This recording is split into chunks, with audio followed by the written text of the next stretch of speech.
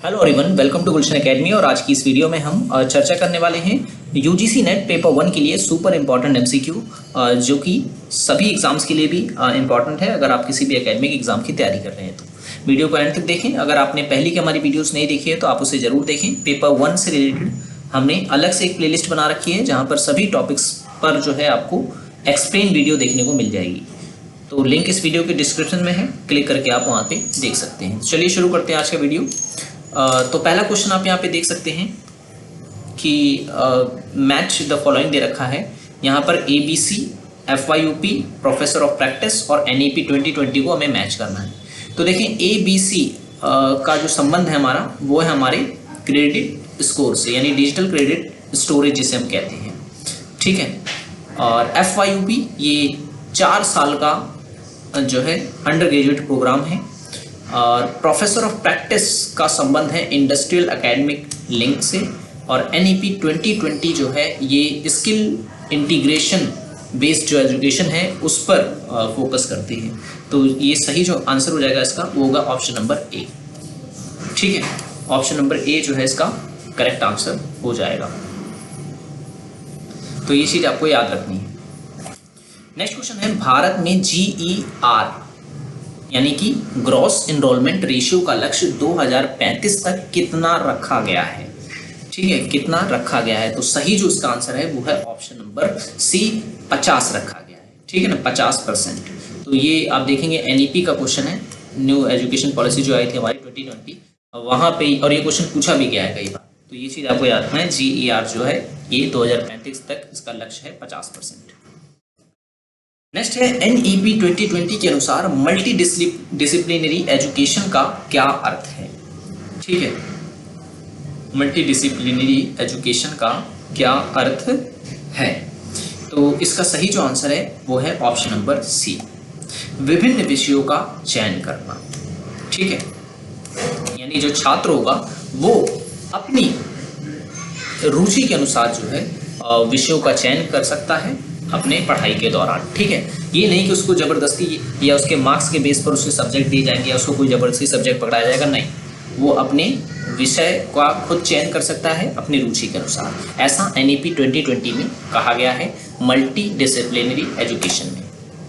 Next question है, निम्न में से कौन सा डिजिटल उच्च शिक्षा पहल है, ठीक है, यानी डिजिटल इनिशिएटिव की इसमें बात की जा रही है। तो इसका जो सही आंसर है, ठीक है, वो है ऑप्शन नंबर D, ठीक है ना। क्योंकि जितने भी हैं, तब चाहे वो स्वयं हो या शोध गंगा हो या EPG पाठशाला हो, ये सभी के सभी जो हैं वो डिजिटल उच्च शिक्षा पहल है जो सरकार के द्वारा प्रारंभ की गई है, ठीक है। स्वयं में आप देखेंगे कि ऑनलाइन एजुकेशन आप ले सकते हैं। शोध गंगा में आप इसमें रिसर्च पेपर चेक कर सकते हैं। पाठशाला से आप अपना जो है मतलब अगर पढ़ना चाहते हैं, किताबें वगैरह लेना चाहते हैं तो आप वहाँ से डाउनलोड कर सकते हैं, अपनी जानकारी शेयर कर सकते हैं, ठीक है। तो इसका सही आंसर हो गया ऑप्शन नंबर D, उपयुक्त सभी। अब यहाँ एसर्शन और रीजन दे रखा है, यानी कि अभिकथन और कारक। ये देखेंगे NEP 2020 में स्किल बेस्ड एजुकेशन पर बल दिया गया है, ठीक है, ये एसर्शन कहता है। रीजन क्या कहता है, शिक्षा को रोजगार मुक्त बनाना आवश्यक माना गया, ठीक है ना। ये क्या कहता है, NEP 2020 में स्किल बेस्ड एजुकेशन पर बल दिया गया है। और रीजन कहता है शिक्षा को रोजगार उन्मुख बनाना आवश्यक माना गया। तो इसका सही जो आंसर हो जाएगा वो ऑप्शन नंबर A है, ठीक है। तो शिक्षा को रोजगार उन्मुख तभी बनाया जा सकता है जब जो शिक्षा होगी वो स्किल बेस्ड हो, ठीक है, NEP 2020 के अकॉर्डिंग। तो इसका जो अभिकथन है वो भी सत्य है और उसका जो कारण दिया गया है वो भी सच है। तो सही आंसर होगा ऑप्शन नंबर आपका A, ठीक है। दोनों सही है और सही व्याख्या है। नेक्स्ट क्वेश्चन है, इंडियन नॉलेज सिस्टम यानी कि IKS को NEP 2020 में शामिल करने का मुख्य उद्देश्य क्या है, ठीक है ना। इसका मुख्य उद्देश्य क्या है। इसका सही आंसर है ऑप्शन नंबर B, पारंपरिक जो भारतीय ज्ञान है उसको जो है शिक्षा से जोड़ना है, ठीक है। पारंपरिक भारतीय ज्ञान को शिक्षा से जोड़ना इसका मेन जो है उद्देश्य है। तो बी ऑप्शन इसका सही हो जाएगा। नेक्स्ट क्वेश्चन है, अब यहाँ पर असर्शन और रीजन दे रखा है कि वनों की कटाई से ग्लोबल वार्मिंग बढ़ रहा है, ऐसा भी कथन कहता है। कारण क्या कहता है कि पेड़ CO2 अवशोषित करते हैं। ठीक है, पेड़ CO2 अवशोषित करते हैं। इसका सही आंसर क्या हो जाएगा आपका? इसका सही आंसर ऑप्शन नंबर ए हो जाएगा। ठीक है, दोनों ही सही हैं और आर जो है वो एक सही व्याख्या है। ठीक है, नेक्स्ट क्वेश्चन है, अब यहाँ पर एनवायरनमेंट से क्वेश्चन है, यूट्रोफिकेशन, डेजर्टिफिकेशन, बायोमैग्निफिकेशन और सॉइल इरोजन, इसको हमें मैच करना है। ठीक है, इसका सही जो आंसर है वो ऑप्शन नंबर ए है, यानी कि यूट्रोफिकेशन की अगर हम बात करें तो ये जल में पोषक तत्वों में वृद्धि से संबंधित है, और डिजर्टिफिकेशन मतलब भूमि का बंजर होना। ठीक है, मरुस्थलीय भूमि हो जाना। बायोमैग्निफिकेशन का मतलब क्या है? तो इसका अर्थ होता है खाद्य श्रृंखला में विषैले पदार्थों की वृद्धि का होना। ठीक है, उसे बायोमैग्निफिकेशन कहते हैं। और सॉइल इरोजन का मतलब है मृदा का कटाव। ठीक है, मृदा का कटाव। नेक्स्ट क्वेश्चन है, निम्नलिखित में से कौन सा रिन्यूएबल रिसोर्स नहीं है? रिन्यूएबल रिसोर्स नहीं है। इसका सही जो आंसर है वो है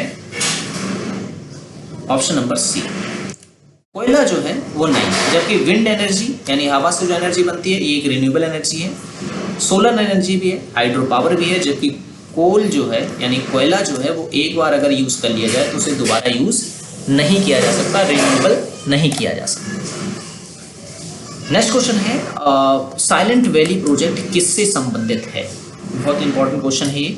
तो साइलेंट वैली प्रोजेक्ट की अगर हम बात करें तो इसका संबंध है वन संरक्षण से। ठीक है, पेड़ों की कटाई को रोकना और वन को बचाने के उद्देश्य से जो है साइलेंट वैली प्रोजेक्ट जो है वो शुरू किया गया। निम्नलिखित में कौन सा वायु प्रदूषक स्मॉग के निर्माण में प्रमुख भूमिका निभाता है? ठीक है, स्मॉग, SMOG,